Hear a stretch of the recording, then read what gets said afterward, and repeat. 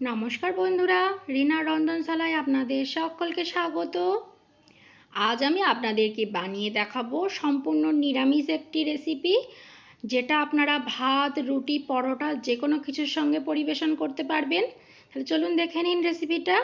দেখুন, তার জন্য এখানে আমি পটল নিয়ে নিয়েছি, আর পটলের খোসাগুলোকে এইভাবে আমি ছাড়িয়ে নিয়েছি। অল্প অল্প করে খোসা রেখেছি আর অল্প অল্প কিছু খোসা বাদ দিয়ে দিয়েছি।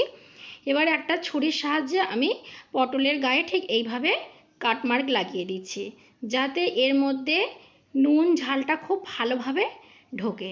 সেই জন্য দেখুন, পটলের গায়ে আমি ছুরির সাহায্যে এইভাবে কাটমার্ক লাগিয়ে দিচ্ছি। এইভাবে সমস্ত পটলগুলোকে আমি করে নিয়েছি।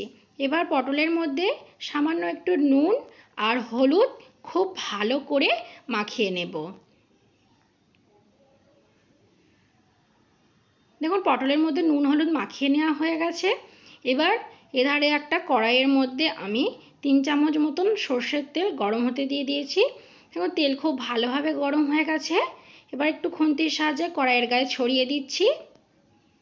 এবার নুন হলুদ মাখিয়ে রাখা পটলগুলো আমি একে একে করে এই তেলের মধ্যে দিয়ে দিচ্ছি।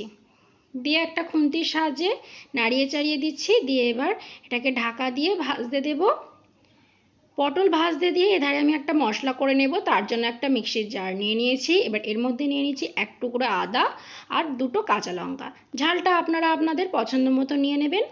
আর নিয়ে নিচ্ছি একটা মিডিয়াম সাইজের কুচিয়ে রাখা টমেটো। দিয়ে এই সমস্ত কিছুর আবার একটা আমি পেস্ট তৈরি করে নেব। দেখুন, মশলার মিহি পেস্ট আমাদের করে নেওয়া হয়ে গেছে। এবার এটাকে একপাশে রেখে দিচ্ছি। এধারে দেখুন, মশলা করতে করতে কিন্তু পটলটাকে আমি একবার নাড়িয়ে দিয়েছিলাম। দেখুন, পটলটা কিন্তু ভাজা হয়ে গেছে। আর যেহেতু ঢাকা দিয়ে ভেজেছি, পটলটা কিন্তু নরমও হয়ে গেছে। এরকম হালকা করেই কিন্তু পটলটাকে ভেজে নিতে হবে। এবার পটলগুলোকে আমি তুলে নিচ্ছি। দেখুন, পটলগুলোকে তুলে নিয়েছি। এবার ওই পটল ভাজার তেলের মধ্যেই আমি গোটা গরম মশলা ফোড়ন দিয়ে দিচ্ছি। একটু দারচিনি, একটা ফাটিয়ে রাখা এলাচ আর 2টো লবঙ্গ। এবার যে মশলাটা আমি বেটে রেখেছিলাম, সেই মশলাটা আমি এর মধ্যে দিয়ে দিচ্ছি। এবার মশলার মধ্যে আমি দিয়ে দিচ্ছি স্বাদ অনুযায়ী নুন, হলুদ গুঁড়ো আর লঙ্কা গুঁড়ো। দিয়ে সমস্ত কিছুকে এবার আমি খুব ভালো করে কষিয়ে নেব। গ্যাসের ফ্লেমটা মিডিয়ামে রেখে খুব ভালো করে নাড়িয়ে চাড়িয়ে কিন্তু আমি মশলাটাকে কষাতে থাকবো। দেখুন, মশলা কিন্তু কষিয়ে নেওয়া হয়ে গেছে। দেখুন, মশলা থেকে তেল ছেড়ে দিয়েছে। এবার আমি এর মধ্যে ভেজে রাখা পটলগুলো দিয়ে দেবো। দিয়ে মশলার সঙ্গে পটলগুলোকেও খুব ভালোভাবে নাড়িয়ে চাড়িয়ে নিচ্ছি। এবার আমি এধারে দেখুন বেশ কিছুটা পনির নিয়ে নিয়েছি। এবার এখানে একটা গ্রেটারের সাহায্যে পনিরটাকে আমি গ্রেট করে নেব। দেখুন, ঠিক এইভাবে করেই কিন্তু আমি সমস্ত পনিরটাকে গ্রেট করে নিচ্ছি। দেখুন, পনির গ্রেট করে নেওয়া হয়ে গেছে। আর এধারে দেখুন, আমি মশলার সঙ্গে পটলটাকেও আরও 1 মিনিট খুব ভালো করে কষিয়ে নিয়েছি। এবার যে পনিরটা গ্রেট করে রেখেছিলাম, সেটা আমি এর মধ্যে দিয়ে দিচ্ছি। দিয়ে সমস্ত কিছুকে খুব ভালো করে আবারও মিনিট 2 সময় ধরে ভালো করে নাড়িয়ে চাড়িয়ে নেব। দেখুন, সমস্ত কিছুকে খুব ভালো করে নাড়িয়ে চাড়িয়ে নিয়েছি। এবার আমি এর মধ্যে দিয়ে দেবো 1 কাপ জল। দিয়ে জল দিয়ে খুব ভালো করে মিশিয়ে দিয়েছি। দেখুন, এবার গ্রেভিটা খুব ভালোভাবে ফুটে উঠেছে।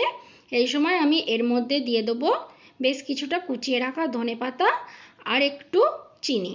আমি এখানে 1 চামচ চিনি দিয়েছি, কারণ যে কোনো নিরামিষ রান্নায় একটু মিষ্টি মিষ্টি হলে ভালো লাগে। দিয়ে দেখুন, সমস্ত কিছুকে খুব ভালো করে আমি মিশিয়ে দিচ্ছি। দিয়ে আবারও এটাকে ঢাকা দিয়ে মিনিট 5 জন্য হতে দেব। দেখুন, 5 মিনিট পর কিন্তু আমি ঢাকাটা খুলে নিয়েছি। দেখুন, গ্রেভিটা কিন্তু অনেকটা ঘন হয়ে গেছে আর পটলগুলোও কিন্তু খুব ভালোভাবে সেদ্ধ হয়ে গেছে। এই সময় আমি এর মধ্যে দিয়ে দিচ্ছি সামান্য একটু গরম মশলা। দিয়ে গরম মশলাটাকে দিয়েও খুব ভালো করে আমি মিশিয়ে নিচ্ছি। দেখুন, সমস্ত কিছু খুব ভালো করে মিশিয়ে নেওয়া হয়ে গেছে।